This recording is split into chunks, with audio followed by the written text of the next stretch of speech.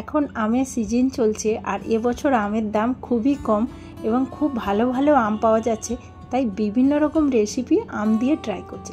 আজকে বানিয়েছি আমের রুটি। রুটিগুলো খেতে খুব টেস্টিও ছিল এবং পুরো দু খোল হয়ে ফুলছিল। আমের রুটি বানানোর জন্য দুটো হিমসাগর আম পিস পিস করে কেটে মিক্সিং কন্টেনারের মধ্যে নিয়ে নিচ্ছি। এর একটা স্মুথ পেস্ট তৈরি করে নেব, যেটা দিয়ে আটাটা মাখবো। এইখানে নিচ্ছি 1.5 কাপ মতো আটা। 6 পিস রুটি বানাবো সেরকম নিয়েছি। দিয়ে দিলাম স্বাদ মতো লবণ। দেখুন আমের পেস্টটি বেশ গাঢ় হয়েছে। আমি কোনো জল ব্যবহার করিনি, জল ব্যবহার করা যাবে না। জল ব্যবহার করলে কিন্তু জিনিসটা পানসা পানসা লাগবে। পুরো এই পেস্টটি দিলে আর কোনো জলেরও দরকার হবে না। যদি সামান্য জলের প্রয়োজন হয় তাহলে মিক্সিং কন্টেনারটা ধুয়ে একটুখানি দিলেই হয়ে যাবে। আমের পেস্টটি বেশ গাঢ় ছিল এবং হিমসাগর আম তো মিষ্টি হয়, সেই কারণে রুটিটা খেতে হালকা মিষ্টি মিষ্টি লাগছিল। যেরকম আমরা সিম্পল রুটি বানালে আটা মাখি, ঠিক সেরকমভাবেই আটাটা মাখতে হবে। বেশি শক্ত বা বেশি নরম করা যাবে না।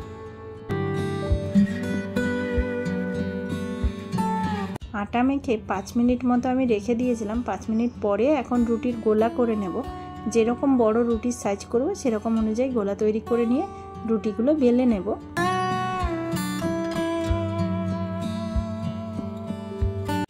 এই রুটি বেলার ক্ষেত্রেও সেম, যেরকম আমরা নর্মাল রুটি করি সেরকমভাবে কিন্তু এই রুটিগুলোকে বেলে নিতে হবে।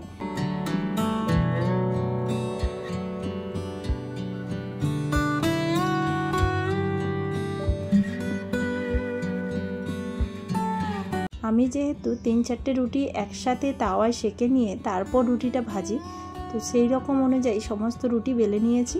এবার তাওয়া বসিয়ে দিয়েছি, তাওয়া গরম হয়ে গেছে। একটা একটা রুটি দিয়ে রুটিগুলোকে সেঁকে নিচ্ছি। আমি যেভাবে রুটি ভাজি ঠিক সেইভাবেই করছি। আপনারা যদি একটা একটা করে রুটি তাওয়ার মধ্যে ভেজে নেন সেভাবেও ভাজতে পারেন। তাওয়ার মধ্যেও কিন্তু রুটিগুলো বেশ ফুলছিল, কিন্তু আমি ওইভাবে ঠিকমতো পারি না বলে আমি যেটা পারি সেইভাবেই করছিলাম। 3টে রুটি একবারে তাওয়াতে সেঁকে নিয়েছি এবং এবার গ্যাসের মধ্যে ধরলাম।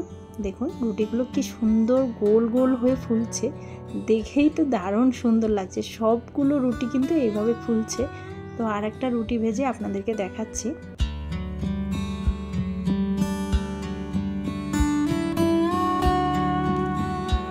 সমস্ত রুটি আমার ভাজা হয়ে গেছে। আপনাদেরকে দেখাচ্ছি কতটা সুন্দরভাবে রুটিগুলো ফুলেছে দুখোল হয়ে এবং বেশ রুটিগুলো কিন্তু নরম হয়েছে, খেতেও কিন্তু খুব টেস্টি হয়েছে।